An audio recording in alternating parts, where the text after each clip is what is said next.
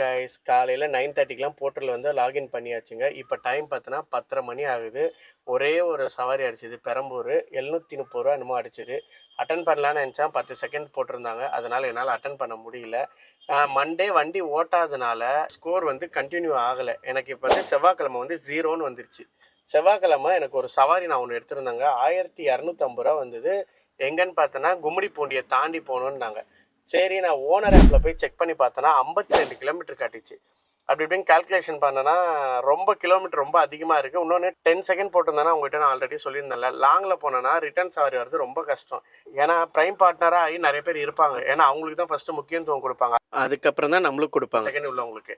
அப்போ நான் காலையிலேருந்து ஈவினிங் வரைக்கும் உட்காந்துட்டு வரவே இல்லைன்னா நம்மளோட காசை போட்டு தான் நான் ரிட்டர்ன் வீட்டுக்கு வர மாதிரி ஆயிரும். அப்போ ரொம்ப சுத்தம் வேஸ்ட் ஆயிரும். கஸ்டமர் கிட்ட என்ன மெட்டீரியல் ஏற்ற போகிறீங்க சார் அப்படின்னு கேட்டேன். 9 அடி நீட்டு பலகை ஏற்றணுன்னாங்க. எத்தனைன்னா ஒரு 30 பலகை அப்படின்னாங்க. சரி, 9 அடி நீட்டுன்னு வரும்போது அப்போ நம்ம அதுலேயாச்சும் ஒரு எக்ஸ்ட்ரா எதாவது நம்ம கேட்கலாமே அப்படின்னு நினச்சேன். சரி, கஸ்டமர் கால் பண்ணி நான் கேட்டேன், சார் இந்த மாதிரி 9 அடி பலகைனா நம்ம வண்டிக்கு வந்து அலோடு இல்லை, ஏன்னா போலீஸுக்கு இது பிடிச்சாங்கன்னா ஃபைன் போடுவாங்க சார், நீங்கள் எதாவது கொஞ்சம் பார்த்து கொடுங்க சார், நான் எதாவது பார்த்துக்கலாம் அப்படின்னு. அதுக்கு அவர் என்ன சொன்னார் தெரியுமா, எக்ஸ்ட்ரா ₹1 கூட தரமாட்டாங்கப்பா அப்படின்னு. சரி சார், டோல்கேட் வருது சார் அப்படின்னா. டோல்கேட் வந்து ஆட் ஆகாமல் வந்திருக்கு சார், நீங்கள் கனெக்ட் பண்ணி பாருங்கள், 52 கிலோமீட்டருக்கு இதுதான் அமௌண்ட் வந்திருக்கு, டோல்கேட் சுத்தமாக ஆட் ஆகலைண்ணா. இல்லைங்க, இதுக்கு முன்னாடி ஒரு வண்டி போயிடுச்சு, அப்போ டோல்கேட்டில் எதுவும் கேட்கல அப்படின்னாங்க. சரி, நானும் யோசிச்சு பார்த்தேன், 9 அடி நீட்டு வருது, போலீஸ் பிடிச்சாலும் காசு தரமாட்டேன்ற மாதிரி தான் அவர் பேசுகிறாரு. அப்போ இது வேலைக்கு ஆகுதுன்னு தெரிஞ்சு போயிடுச்சு. கஸ்டமர்கிட்ட சொல்லி நான் ட்ரிப்பை கேன்சல் பண்ண சொல்லிட்டேன். ஆனால் கஸ்டமர் என் மேலே தான் ரெஃப்யூஸ் பண்ணி கேன்சல் பண்ணாங்க. ஏன்னா நான் தான் சொன்னனால என் மேலே தான் போட்டிருக்காங்க. மறுநாளைக்கு தான் இந்த கேன்சல் ஸ்கோரே ரிஃப்ளெக்ட் ஆகுது. அங்கே பாருங்கள், கேன்சல் ஸ்கோர் வந்து 3.3ன்னு காட்டுது. அதில் பாருங்களேன், 9 வந்துச்சுன்னா நம்மளுக்கு வந்து 2 நாள் பிளாக் பண்ணிடுறாங்க. இதுவே வந்து 16 வந்துச்சுன்னா கேன்சலு 5 டேஸ் வந்து பிளாக் பண்ணிடுறாங்க. இதுவே ஸ்கோர் வந்து 23 வந்துச்சுன்னா 7 நாள் பிளாக் பண்ணிடுறாங்க. 7 நாள் வண்டி ஓட்ட முடியாது, ஆப் வந்து பிளாக் ஆயிரும். 7 டேஸ்க்கு அப்புறம் தான் ஆப் வந்து ஓப்பன் ஆகும். நான் இப்போ இருக்கிறது பார்த்தோன்னா 3.3. ஒரே ஒரு ட்ரிப்பு தாங்க, ஒரு ட்ரிப்பு கேன்சல் பண்ணனால, அது டிரைவர் ரெஃப்யூஸ் பண்ணனால 3.3 போட்டிருக்காங்க. இன்னும் இதே மாதிரி 2-3 ட்ரிப் பண்ணாங்கன்னா முடிஞ்சு போயிடுச்சு. ஒன்றும் இல்லை, இன்னும் 2 ட்ரிப்பு தாங்க, 9 வந்துடும். 2 நாள் வந்து என்னை சஸ்பெண்ட் பண்ணிடுவாங்க, எதுவுமே ஓட்ட முடியாது. ஏன்னா இவங்ககிட்ட நம்ம பர்ஃபெக்டாக இருந்தால் மட்டும் தான் எல்லாமே பண்ணுற மாதிரி கொண்டு வந்துட்டாங்க. ஆப் வந்து தினக்கும் 2 நாளைக்கு ஒரு தடவை அப்டேட் பண்ணிக்கிட்டே இருக்காங்க. சரி, பார்க்கலாம் என்ன நடக்குதுன்ட்டு. என் ஃப்ரெண்டுக்குங்க ஆப் வந்து அப்டேட் ஒன்று பண்ணியிருக்காங்க. அது என்ன ஆகுதுன்னா, இப்போ நீங்கள் கேன்சல் பண்ணிங்கன்னா ஒரு 2 ஹவர்ஸில் வந்து அப்டேட் உடனே ஆயிடுது. கேன்சல் ஸ்கோர் வந்து இமீடியட்டாக காட்டுது, அதேமாதிரி கம்ப்ளீஷன் ஸ்கோர் வந்து இமீடியட்டாக காட்டுது.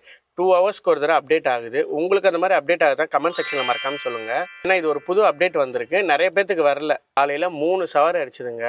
அட்டன் பண்ண போனோங்க, பாருங்கள் ட்ரிப் வந்தது இப்படி தாங்க வந்தது. அட்டன் பண்ண போனால் someone else acceptedன்னு வருதுங்க. இந்த மாதிரி இருந்தால் எல்லா ட்ரிப்பும் இந்த மாதிரி தாங்க வருது. ஏன்னா யாருமே எடுக்காத போது தான் எனக்கு அடிக்கும். பார்க்கலாம், இன்னைக்கு எவ்வளோ நேரம் வரைக்கும் ட்ரிப்பு நம்ம எடுக்கலான்றது பார்க்கலாம். கண்டிப்பாக இது உங்களுக்கு ஒரு உதாரணமாக உங்களுக்கு கண்டிப்பாக இருக்கும். 10 செகண்ட் ஐடி வந்தால் இந்த மாதிரி தான் இருக்குன்னு உங்களுக்கும் கண்டிப்பாக தெரியும். நான் 10 செகண்ட் ஐடி தான், இந்த மாதிரி ஓட்டினா எவ்வளோ ஓட்டலான்றது நான் கண்டிப்பாக போடுறேன். ஒன்றுமே வராமல் கூட போகும், 1000 ரூபாக்குள்ளே கூட ஓட்ட முடியும். பார்க்கலாம் என்ன நடக்குதுன்னு. ஈவினிங்க்கு அப்புறம் கண்டிப்பாக வந்து சவாரி அடிச்சுக்கிட்டே இருக்கும். ஏன்னா நிறைய பேர் வீட்டுக்கு கிளம்புவாங்க, அப்போ வந்து நிறைய சவாரி எடுக்க மாட்டாங்க. அப்போ நம்ம சவாரி அடிக்கணும். ஆனால் அந்த டைமில் நான் எடுக்க மாட்டாங்க, ஏன்னா தூக்கி எங்கேயோ அவுட்டரில் போடுவாங்க. அது கொஞ்சம் வேஸ்ட்டுங்க. காலை டைமில் ஆன் பண்ணி பார்ப்பேன், 2-3 சவாரி அடிச்சதுன்னா அட்டன் பண்ண முடிஞ்சால் அட்டன் பண்ணுவோம். அப்போ தான் நம்மளால் ஸ்கோர் ஏற்ற முடியும். ஆஹா, போர்ட்டல்காரன் இன்றைக்கி என்னை வச்சு செஞ்சுட்டான். 6.25 மணி நேரம் பாருங்கள் லாகின் பண்ணியிருக்கேன். இன்றைக்கி ஜூலை 16. டோட்டல் வேஸ்ட்டுங்க. இன்றைக்கி 10 செகண்ட் போட்டாலே வண்டி ஓட்டவே முடியாதுங்க. அதுதாங்க உதாரணத்துக்கு இது தான். இப்போ டைம் பார்த்தோன்னா மணி 4 மணி ஆயிடுச்சுங்க. இதுக்கப்புறம் நான் சவாரி எடுக்கிறது வேஸ்ட்டு தாங்க. 4-5 மணிக்கு மேலே கண்டிப்பாக சவாரி வரும். வீட்டு தசையாக தான் எடுக்கணும்னு சவாரி எதிர்பார்ப்பாங்க. அதனால் இப்போ என்ன ஆகுனா, நிறையா சவாரிலாம் வந்து சதுரும் போது அப்போ அந்த சவாரிலாம் வந்து 10 செகண்ட் உள்ள ஐடி எல்லாத்துக்குமே போகும். அப்போ என்ன ஆகுனா, நம்மளுக்கும் அந்த சவாரி தேவைப்படாது. ஏன்னா இது தூக்கி ஈசிஆர், ஓஎம்ஆர் எல்லாம் அவுட்ரு ஏரியா இல்லை நம்மளுக்கு ஆப்போசிட் தசையாக போட்டு விட்ருவாங்க. அதுக்கப்புறம் சவாரி வராது. நைட்டு ஃபுல்லாக டிராஃபிக்காக இருக்கும். நான் மினிமம் ஒரு 7 o'clock வரைக்கும் ஓட்டுவேன்.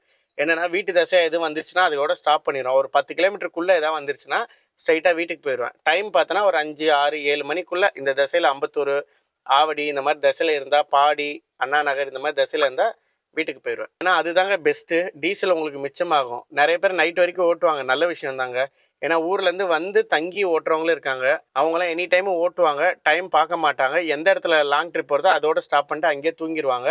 உண்மையாகவே அவங்களாம் ரொம்ப ரொம்ப பாவங்க. ரொம்ப கஷ்டப்பட்டு ஓட்டுறாங்க. பெரிய விஷயங்க அவங்கலாம். ஆனால் அவங்களாம் ஓட்ட போய் தாங்க நம்மளுக்கு ஒரு சவாரி நம்மளால் ஈவினிங் டைமில் நம்மளுக்கு மிஸ்ஸிங் போகாமல் தப்பிச்சிருதுங்க. 10 செகண்ட் டிலேவாக அந்த ட்ரிப் வந்து எனக்கு வந்து போட்டிருக்காங்களாங்க. இந்த வாரம் ஃபுல்லாக எனக்கு வந்து ட்ரிப் இப்படி தாங்க வரப்போகுது. 500, 1000, 1500, 2000 இந்த மாதிரி தான் வரும். ஏதோ ஒரு லக்கில் தான் ஒரு 2000 வரும். ஏன்னா 10 செகண்ட் போட்டோன்னா கண்டிப்பாக ஓட்ட முடியாது.